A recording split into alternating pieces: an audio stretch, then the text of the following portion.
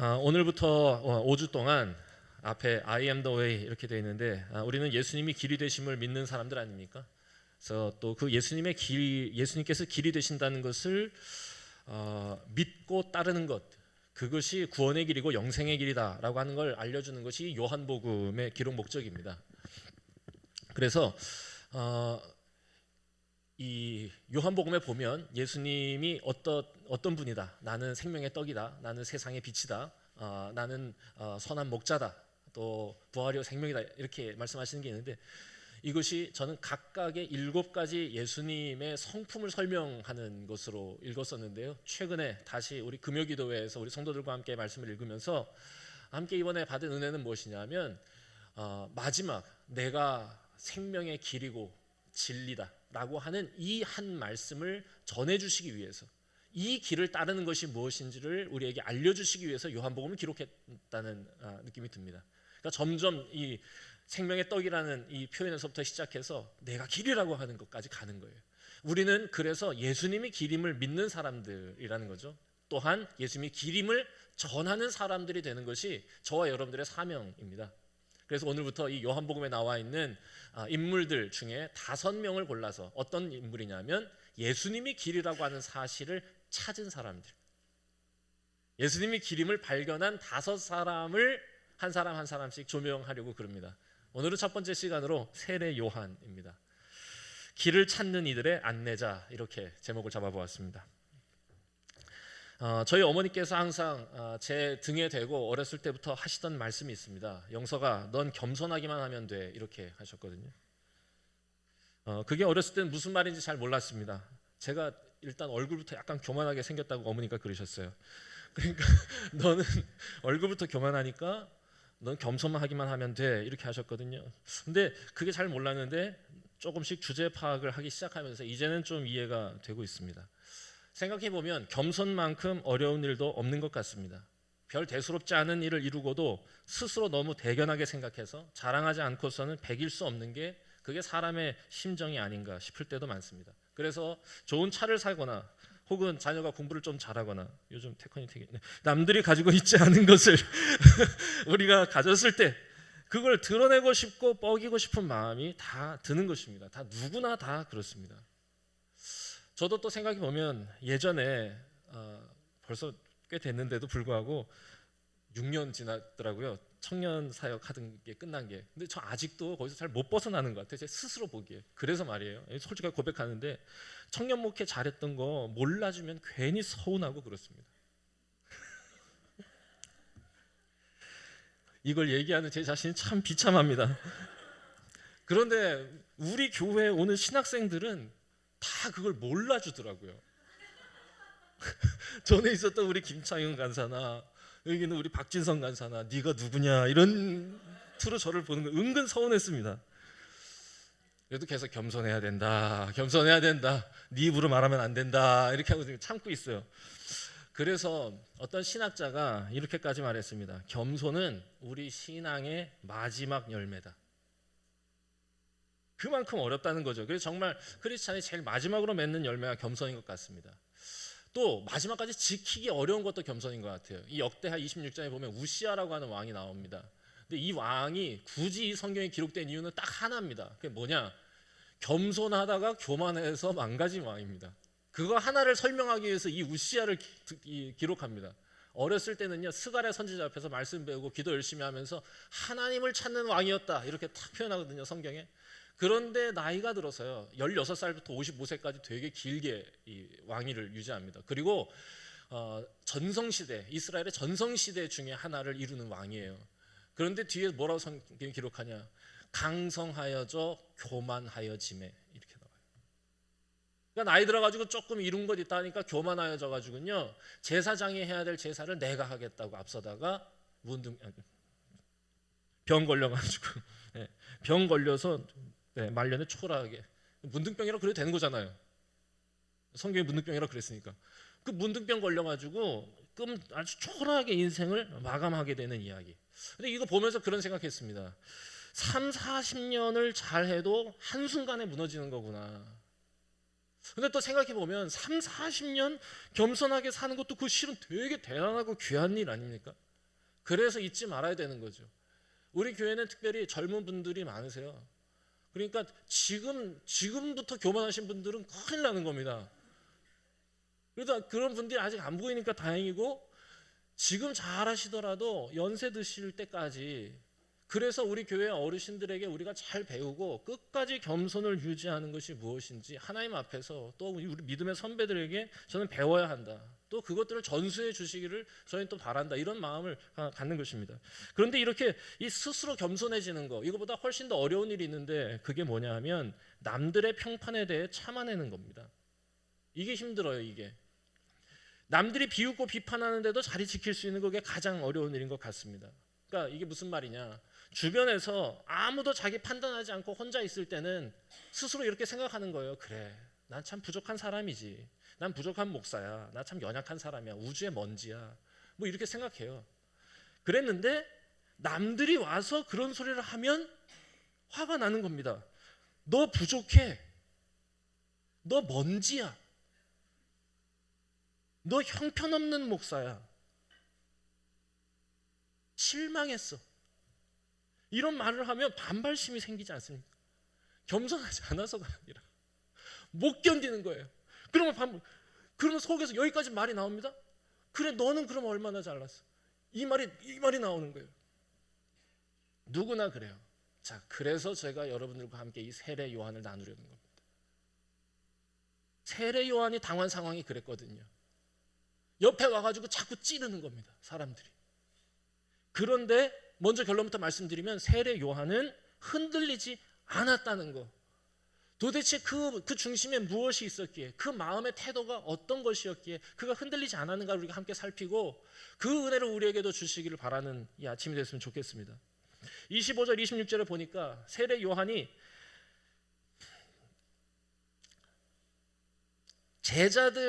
세례 요한의 제자들이 주변에서 이상한 얘기를 듣고, 또 세례 요한에 대한 이 어떤 토론이 벌어졌던 장면을 상상할 수 있습니다.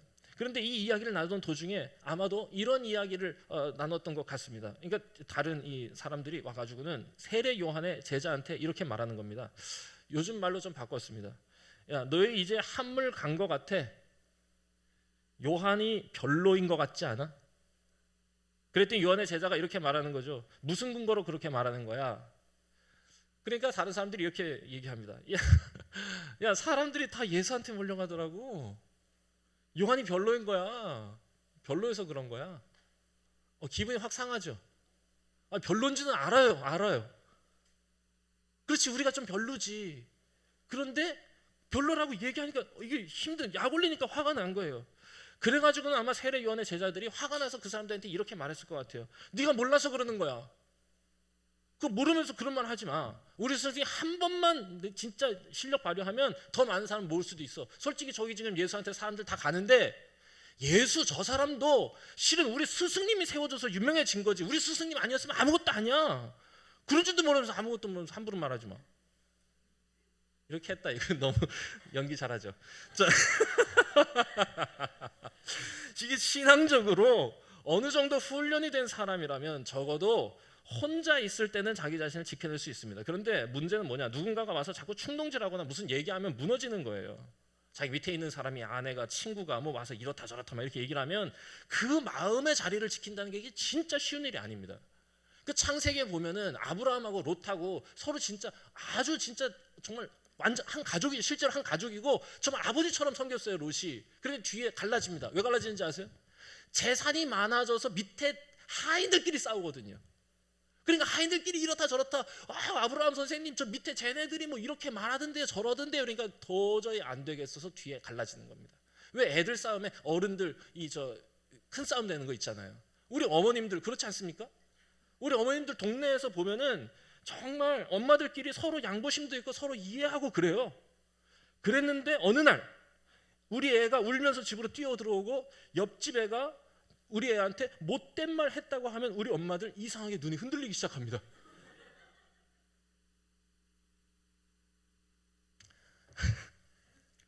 그런데 세례 요한이 어땠나? 이게 중요하다고 그랬죠.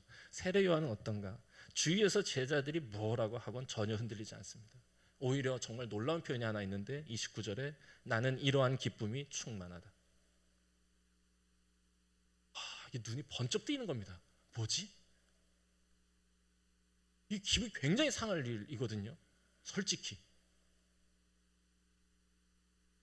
워낙 강한 이미지를 갖고 있는 사람이 세례 요한이잖아요.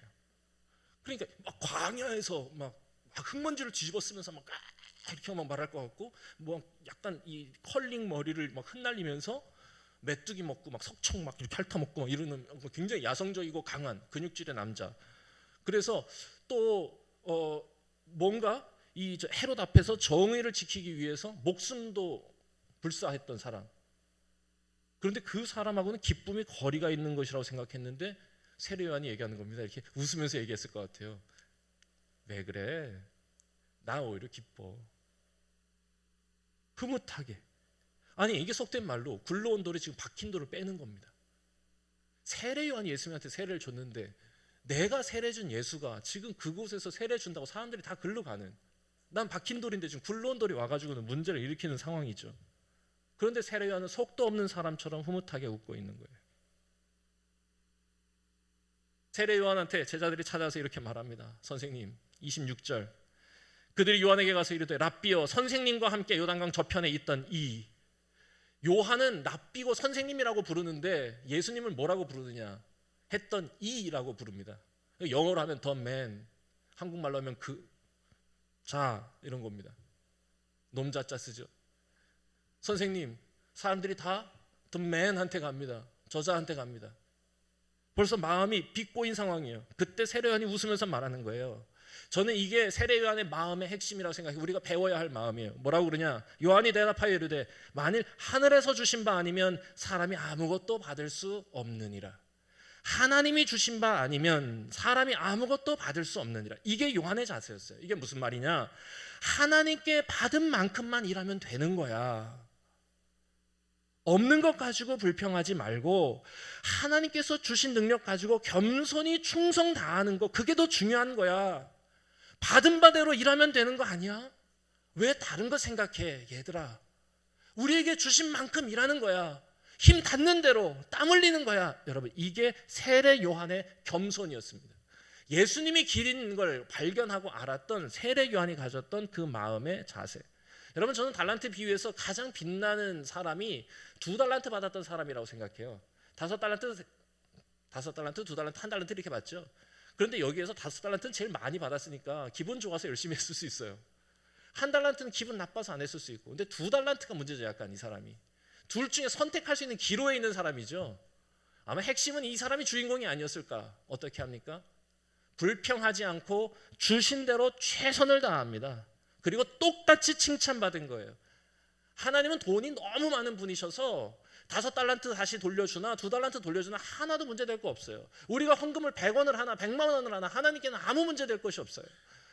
100만 원을 하면 그거는 귀한 것이고 1000원 하면 그건 안 되는, 그게 아니에요. 하나님은 총량으로 우리를 평가하시는 게 아니라 비율로 우리를 보시는 것 같아요.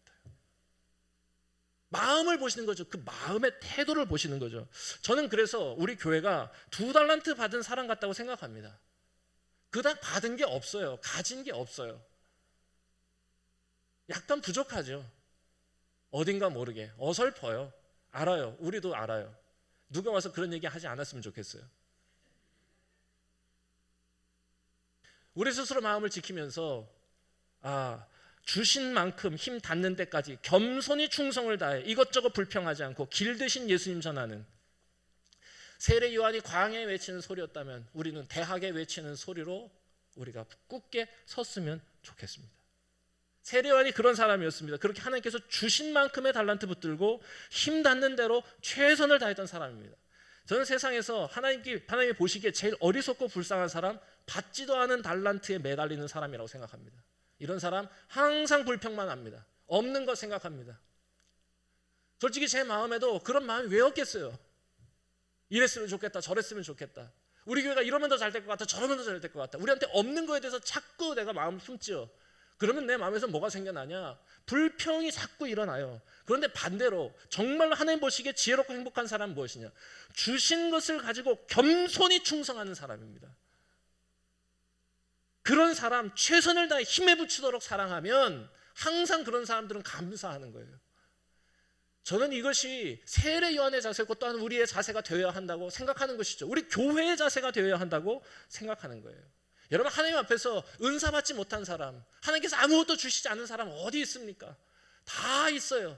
또한 은사는 누구보다 잘하는 게 아니라 하나님의 교회를 위해, 하나님의 나라를 위해 쓰임 받겠다고 하는 마음이고 그런 재능이잖아요. 그러니까 건강 받았으면 건강 가지고 열심히 뛰는 거고, 재물 받았으면 재물로 섬기는 것이고, 부침성이 좋은 성격 받았으면 여기저기 성도들을 섬기고 품어지는 일 하는 거죠.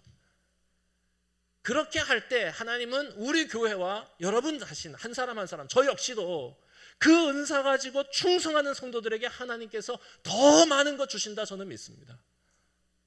세례 요한이 모든 사람보다 가장 큰 자라고 예수님이 칭찬하셨던 이유, 자신에게 맡겨주신 것 가지고 최선을 다해 일하니까 더 큰 것도 주시는 것이다.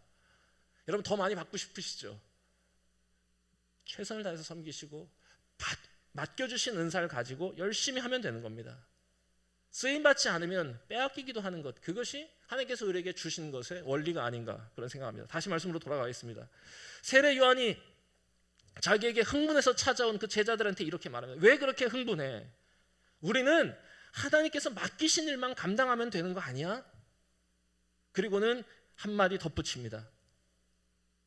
예수님은 나의 경쟁자가 아니라 나의 친구야. 그가 끝까지 겸손할 수 있었던 거, 그 마음을 지킬 수 있었던 이유, 주변에서 막 뭐라고 그러는데 그 마음을 지킬 수 있었던 거, 이 마음입니다. 예수님은 나의 경쟁자가 아니야, 내 친구야.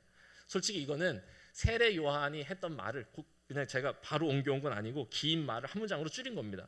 자, 29절이거든요. 29절 여러분이 한번 한 목소리 한번 읽어보도록 하겠습니다. 자, 시작.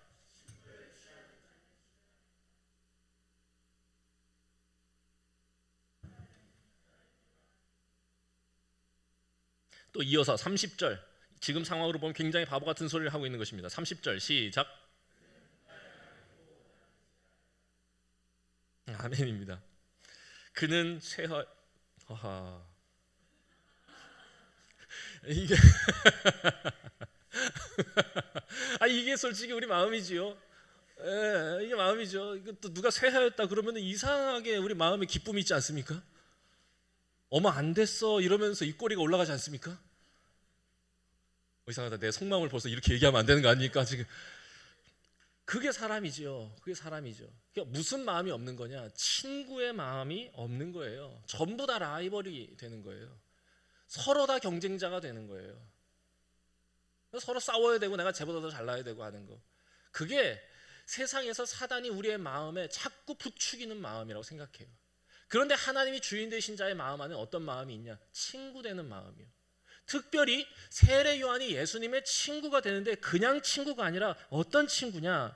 신랑이 신부를 취하는데 옆에서 바라보는 친구. 그런데 이게 뭘 얘기하는지 아세요?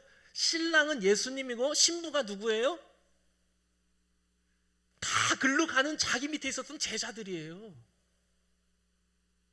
그러니까 자기는 신랑인 예수님한테 신부를 주선한 친구예요. 양복 입어야 될. 저는 그래서 이걸 이렇게 말하고 싶습니다. 단지 친구의 기쁨이 아니라 주선자의 기쁨이다. 여러분, 이것이 우리 교회가 감당할 일이에요. 앞으로 봄날이 왔어요. 2주년이 되었어요. 우리가 해야 할 일 뭐냐? 주선자의 기쁨으로 살아가는 것입니다. 나를 통하여 내 옆에 있는 친구가, 가족이, 이웃이 예수가 길임을 알게 되고 듣게 되고 만나게 하는, 예수를 만나게 하는 주선자로서의 기쁨이요.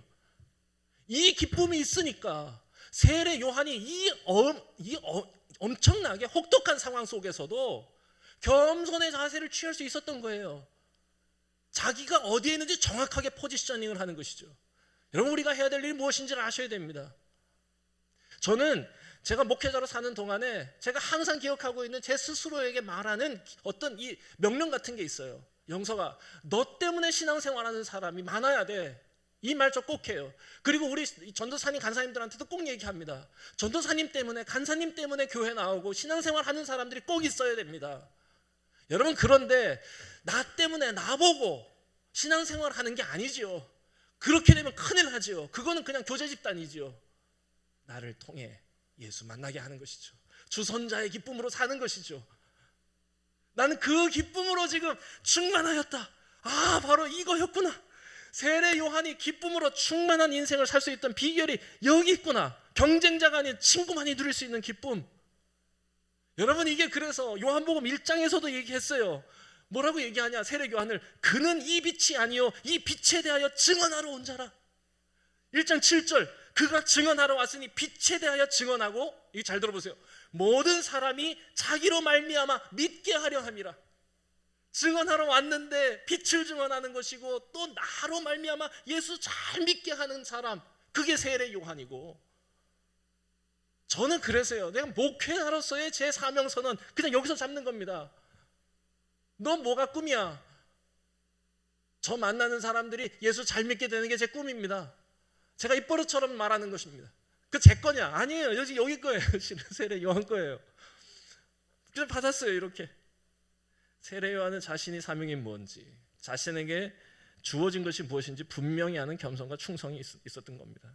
그래서 이렇게 당당하게 말할 수 있었던 거예요. 사람들이 와서 막 얘기하는데, 나대이 법비 구문입니다. I am not 빛, but 소리. 나는 빛이 아니고 나는 소리일 뿐이다. 나는 실체가 아니라 그것을 전하는 메신저일 뿐이다. 아, 멋있지 않습니까? 여러분, 다 소리예요. 옆에 사람한테 이렇게 말하겠습니다. 넌 소리다. 소리로 사십시오. 소리로 사십시오. 이게 진짜 우리 교회가 해야 될 일이라고 생각합니다. 정리하면서 한 가지만 더 하겠습니다. 저는 이 말씀을 예수님과의 관계뿐만 아니라 사람과의 관계에도 적용해 보고 싶습니다. 예수님을 친구로 여기고, 그리고 그 친구의 기쁨, 친구를 만나는, 친구에게 좋은 사람을 주선하는 주선자의 기쁨도 있어야 되는데, 또한 이것이 정말로 예수님과 세례 요한은 친족 관계거든요. 진짜 친구예요. 그 친구의 관계를 갖고 이 땅에서 인간의 몸으로 살아가셨던 그 모습도 우리가 배워야 하지 않겠나? 그런 생각하는 것이죠. 이게 사람을 대할 때 기본으로 가져야 할 생각인 것 같아요. 그는 흥하여야겠고 나는 쇠하여야 하리라. 이게 정말 쉬운 마음은 아닌데 자꾸 습관적으로 해야 됩니다. 아내한테 너는 흥하여야겠고 나는 쇠하여야 하리라. 남편한테 너는 흥하여야겠고 나는 쇠하여야 하리라. 힘들어요. 그렇지만 상상해 보세요. 서로를 향하여 이 고백을 한다고 생각해 보세요. 목사가 전도사에게, 전도사가 간사에게, 성도가 목회자에게, 사장이 직원에게, 상사가 부하 직원에게, 교사와 학생이, 부모와 자녀가. 여러분, 그곳이 어디든 그곳에선 세례 요한이 경험했던 기쁨이 충만할 것 같지 않습니까? 친구가 되는 거예요. 저는 그래서 우리 아이들 여기 앞에 나왔었는데, 우리 아이들, 또 우리 학생부, 우리 애기들, 저는 우리 교회 모든 자라나는 사람들이 친구가 되는 일을 잘 가르쳐주고 그걸 훈련하고 자라났으면 좋겠습니다. 친구가 되는 일을 훈련하는 것이죠. 우리가 정말로 아이들한테 가르쳐야 될 일이 있다면 바로 이 세례요한이 가졌던 친구가 되는 마음, 그것입니다. 얼마 전에 제가 이 구약 팟빵 방송하는 거 여러분 아시죠? 거기에서 그 이익상 목사님한테 배운 건데요. 거기서 보니까 하브루타라고 하는 게 있잖아요. 이 하브루타가 우리 다 알고 있는데 뭐 질문식 교육, 토론식 교육 정도로 알고 있어요. 그래서 서로 이렇게 하면서 이제 변증적으로 이제 뭐 토론하는 거. 그런데 이익상 목사님이 새로운 얘기를 합니다. 하브루타 교육이 그냥 단지 토론식 교육이 아니라는 거예요. 하브루타의 뜻이 뭐냐? 그게 하브루타가 친구랍니다. 야, 이거 생각이 완전 싹 돌아갔어요. 친구. 그러니까 이 하브루타라고 하는 건 뭐냐면 서로 친구가 되어주는 것을 훈련하는 게 유대 교육의 핵심이라는 겁니다. 어려서부터 학교에서도 시험 보지 않는데요. 시험을 보고 성적표를 내는 게 아니고 시험이 되죠. 그러면은 제일 칭찬받는 게 뭐냐? 옆에 친구에게 물어보고 옆에 친구가 잘 가르쳐 준 걸 제일 칭찬한답니다. 컨닝이 아니야. 야, 이거 뭐야? 그리고 옆에서 가르쳐 주는 거죠. 그러니까 이 아이들에게는 서로 경쟁자 개념이 없는 거예요. 우리는 어떻게 합니까? 하브루타가 안 되는 것이죠. 나이가 들어서도 이 하브루타의 개념이 계속 발전하여서 이 이스라엘 사람들은 다 군대를 가거든요. 20살에. 남자고 여자고 다 간답니다. 그런데 그거를 힘들어하지 않는데요. 무서워하지도 않는데요. 그리고 전쟁이 나죠. 전부 다 달려가려고 그렇게 애를 쓴대요. 이유는 뭐냐? 하브루타 정신이 있기 때문이라는 거예요. 그게 이 군대에서도요, 이 사람들이 가지고 있는 한 가지 룰이 있는데 한니발 룰이라는 게 있답니다. 그게 뭐냐 하면 적진에 우리 편 살아있는 동료를 남겨두지 않는다는 거예요. 한 명이라도 남아있죠. 라이언 일병 구하기처럼 한 명이라도 적진에 남아있으면 그 한 사람을 구하기 위해서 모두가 다 달려든다는 거예요. 지키는 자 되는 것이죠. 감동적이에요. 친구가 되어주는 일. 말씀 정리하도록 하겠습니다. 세례 요한의 정신이 오늘을 사는, 특별히 2주년을 맞이하여서 이제 걸음마를 시작한 우리 배화교회를 통해 이어졌으면 좋겠습니다. 주변 상황에 흔들리지 않는 겸손의 사람이 되십시오. 그리고 하나님께서 맡겨주신 것에 감사하면서 힘 닿는 대로 충성하는 사람이 되십시오. 그리고 무엇보다 세상에서 경쟁하기보다 참된 친구를 만들며 살아가는 일에 지혜로운 사람이 되십시오. 그래서 예수님과의 만남을 주선하는 기쁨으로 살아가는 거룩한 백성 되시기를, 그런 우리 교회 되기를 소망합니다. 기도하겠습니다.